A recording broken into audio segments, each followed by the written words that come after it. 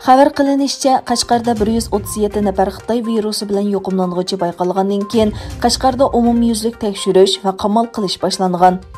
Doirlarning bildirishicha, Qashqar Konishar noyisida 17 yoshli bir qizda virus bayqalgandan keyin tekshirish jarayonida bir zavoddan 137 kishining yuqumlanganligi bayqalgan. Bu oldingi kuni yuqumlangan qizning ota-onasi ishlaydigan zavod ekan. Shinxua agentligining bu vaqtdagi bir xabarda ko'rsatilishicha, 24 oktyabr Qashqar viloyatining Konishar noyisi tavasida kasallik alomati yo'q bir nafar Wuhan virusi yuqumdorlari bayqalgandan keyin mazkur yuqumdor bilan aloqador kishilar ustidan jiddiy tekshirish olib berilgan. Natijada Qashqar tavasida 25 oktyabr soat 14gacha 137 yuqumdor bayqalgan. Doirlar navbatda butun Qashqar viloyati tavasida jami 4,746,500 odam ustidan tekshirish olib berishni plan qilgan. Xitoyning Uyg'urlarni zavod va fabrikalarda majburiy emgakka selayotganligi o'tirg'i chiqqan bir vaqtda kollektiv yuqum vaqasining oshkorlanishi turli andishalarni qo'zg'adi.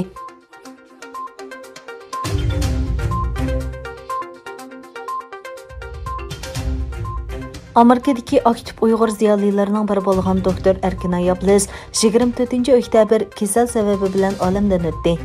Erkinay Ablezning vafoti uning ota-ona va urug'-tuqqanlarining yurak bag'rini qanchalik laqti qilgan bo'lsa, yaqinlarining qalbini shunchalik hasrat qoldirdi.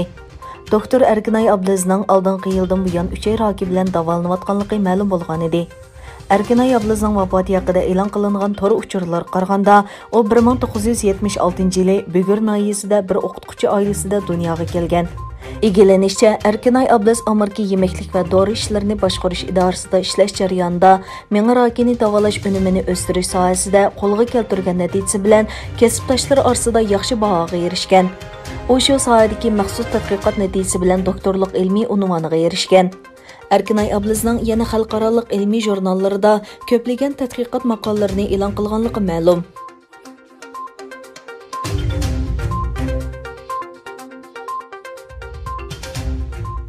Dünya Uyg'ur Qurultiyi Birlashgan Davlatlar Tashkilotining 75 yillik munosabati bilan bayonot e'lon qilib, ularni Uyg'urlarga qaratilgan irqiy qirg'inchilikni oxirlashtirish uchun harakat ko'tarishga chaqirdi. Dünya Uyg'ur Qurultiyi bayonotida Birlashgan Davlatlar Tashkiloti nizomisining 75 yil avvalgi bugungi kunda yo'lga qo'yilganligini, buning bilan dunyo miqyosidagi davlatlarning birlashib, tinchlik va bexatarlikni qo'g'dash va dunyoviy insoniyat jamiyatining turmush saviyasini yuqori ko'tarish va'dasini berganligini bildirdi. Dünya Uyg'ur Qurultiyi bayonotida mundaq dedi: Bu va'dalarga qaramay Birlashgan Davlatlar Tashkiloti o'zining qurish prinsipida davomli ko'rinarli xiroslarga duch kelmoqda.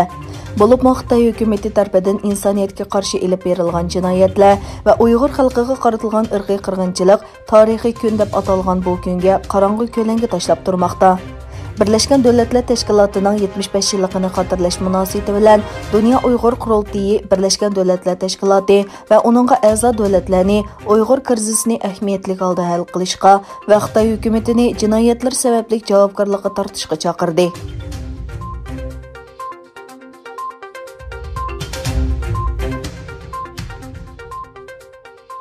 Xitoyda o'tirg'i chiqqan va butun dunyoga tarqalgan Wuhan virusini ilgari ko'p qatim Xitoy virusi deb atagan Amerika prezidenti Trump yana bir qatim virusni Xitoy nomi bilan atadi.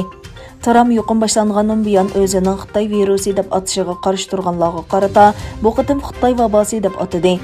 U qatnashgan bir qatimliq yig'ilishda Xitoy vabosi, shundoq bu ism mushu yerdan kelgan. Ular Xitoy virusi nima deyishidi? Nimishqa ular uni korona deb ataydi? Anlamaqa Italiyaning dengizga qaraydigan oraliga o'xshaydi. Yo'q, uning ismi korona emas, balki Xitoy vabosi dedi.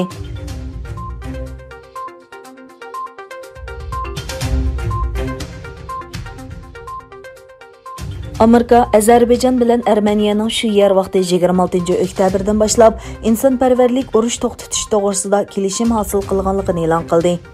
Amerika Tashqi ishlar ministrligi Amerika, Ozarbayjon va Armeniya hukumatining insonparvarlik urush to'xtatish kelishimi haqidagi birlashma tekstini yozma bayonot bilan e'lon qildi.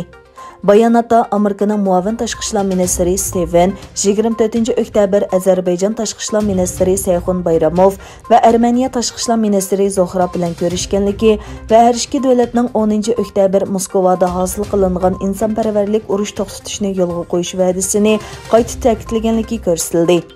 Cuma günü Amerika Tashqi ishlar ministri Mike Pompeo Azerbaycan va Armeniyaning diplomatiya ministrlari bilan ayrim ko'rishgan va o'zlarining Nagorno-Qarabaq to'qinishini hal qilish uchun diplomatik tirishchanligini davomlashtiradiganligi to'g'risida va'da bergan.